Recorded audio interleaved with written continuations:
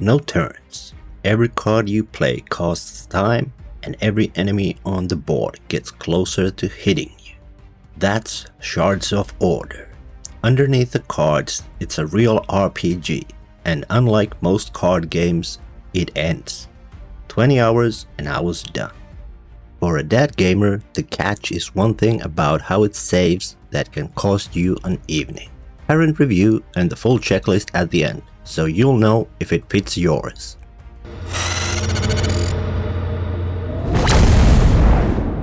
The developer provided a free review copy of the game. They have no say in the content and nothing gets checked before this goes up. An honest parent review, written by a parent or parents. What is Shards of Order? Shards of Order came out on the 28th of July. Fardust developed it, Awaken Realms published it. And if that second name rings a bell, it's because they've been at this for a while. Several tabletop games and a handful of PC games alongside them. One of those is Tainted Grail Conquest, a deck building roguelike built around runs you start over. They put out straight RPGs too. What they published this time is both at once. And it is not a roguelike and not a roguelite. The developers have gone out of their way to say so. Nothing resets and nothing gets wiped. That's a board game campaign structure really. You sit down, you make progress, you put it away, and it's still there. Which is a promise I wanted to test, because putting it away turned out to be the interesting part. You wake up in a pit with no memory of who you are. The ancient laws that held life and death and time in place have been broken or stolen. And one of the missing ones is the law of identity. That's why nobody in this world remembers their own name. You pick up two other survivors along the way, the scholar and the exile, and the three of you go looking for the pieces. The story is fine, it keeps you moving, and it's a bit predictable. What I want to talk about is the combat, because that's where this game is doing something I haven't played before. Combat here runs on time instead of turns. Every enemy on screen has its own number counting down to when it acts. Every card you play costs time, and it winds all those numbers down together. One clock everything on it. So the question stops being which card does the most damage. It becomes which card does enough without every enemy attacking you at once. Redrawing the cards costs time too, unless you've played enough cards first, in which case the redraw is free. 3 heroes, 1 deck. All 3 draw from the same pile, so every card you add changes the odds for everyone. Build hard around 1 hero and you'll draw their cards more often and leave the other 2 standing there. Gear does the same thing. Weapons and armor aren't just stats.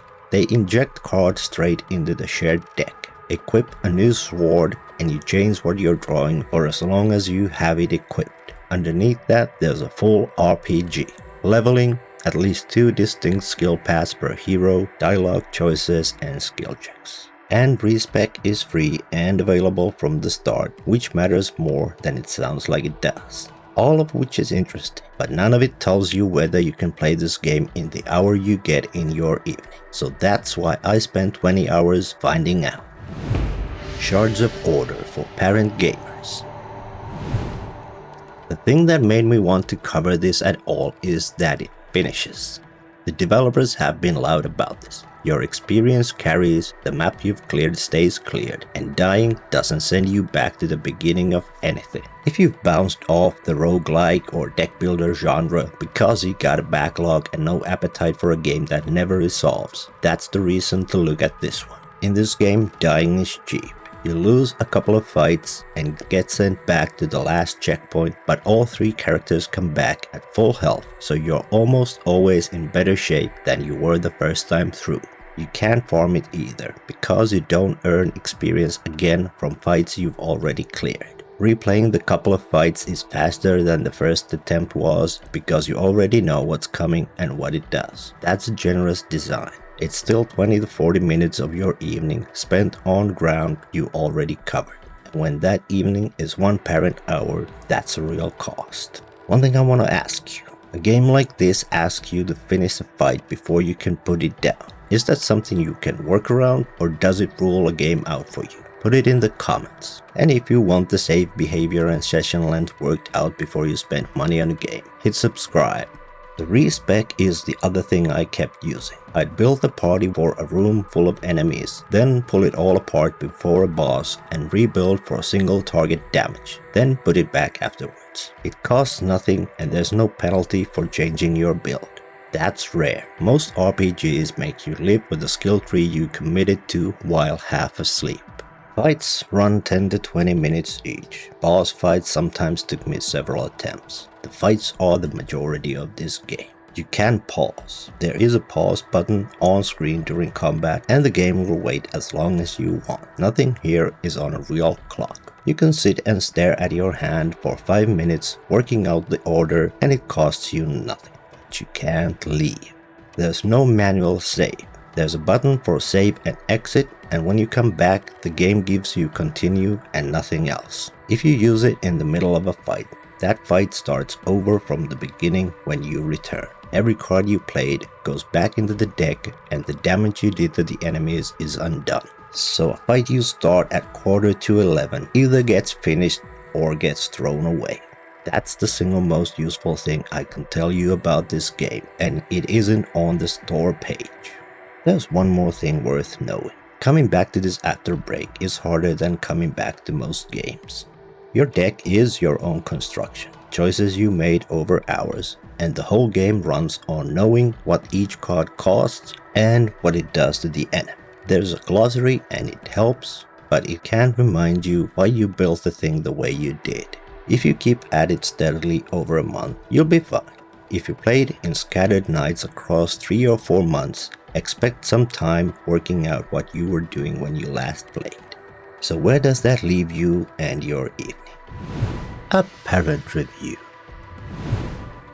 So where does Shards of Order land? I make these videos for the dad gamers and mom gamers, and the busy adults who don't have kids but don't have much evening either. The constraint lands the same way for all of you here.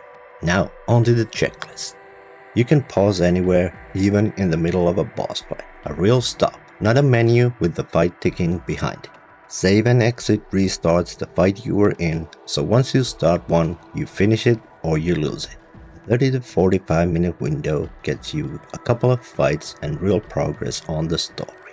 10 to 20 hours is a realistic length, playable while tired. Since nothing rushes you, though sequencing cards against a board full of counters is still real thinking. Low volume is fine. I played stretches of it muted and everything you need is on the screen. Coming back after a break means relearning your own deck, and that's the one that'll cost you.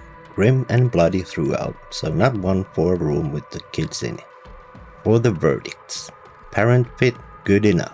You can pause forever and nothing punishes you for stopping between fights. Dying costs you a checkpoint, not a save file. 10 to 20 hours is a length you can reach. What holds it back is that you have to finish a fight once you start one, and a 10 to 20 minute commitment is a real ask on a night where you might get interrupted. Add the relearning cost if you played in scattered pieces, and this stops being the game a parent gamer picks up on a whim.